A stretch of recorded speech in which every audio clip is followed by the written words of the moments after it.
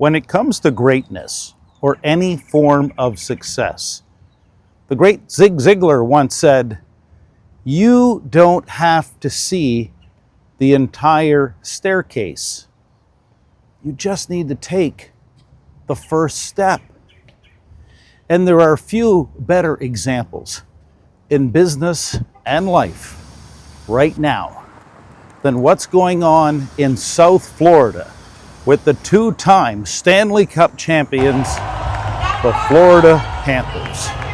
How exactly has this team emerged as the dominant force in the National Hockey League?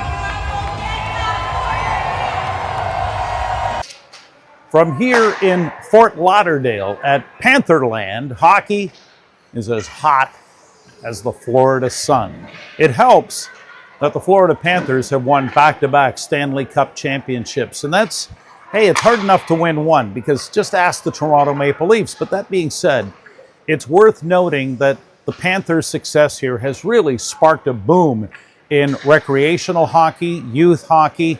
And what's interesting are the parallels in terms of success and greatness between what's happening here and what anyone can look at in terms of business and life. Let's start with the head coach, Paul Maurice.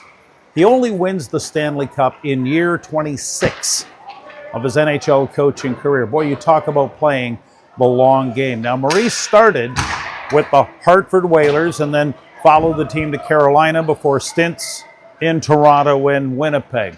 When he was the head coach of the Maple Leafs at the NHL draft one year, he sat in with the scouts. It was a full day meeting, one of those long day meetings, and Maurice, who really didn't have to be there, showed up. He was attentive, he was present, he was taking notes, curious, with very much what we would call a learning mindset. Very humble, gracious, anxious to learn more.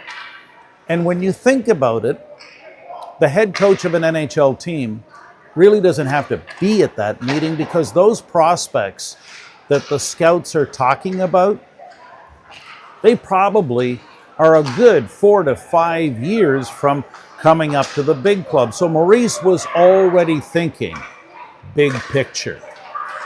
When you think about those qualities and characteristics, attentive, fully present, when you think about showing up and being very curious and open-minded, and also connecting the dots and seeing the big picture, these are qualities that any leader can tap into. But here's another one.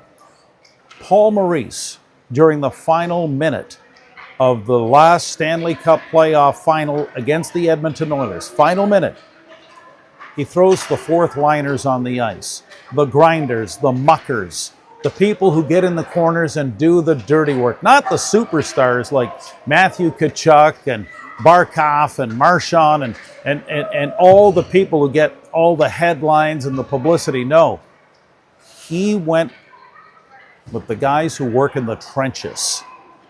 And that was his way of acknowledging the grit, the character, and the fortitude that those guys brought to the club. These are the small things that become big things.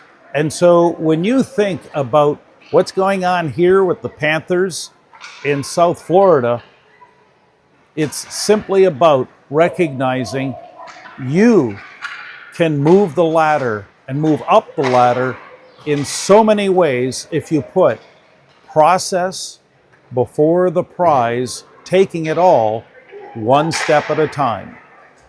It's been said, you can't create a legend without a story. And who knows, you might be only one story away from creating your own legend.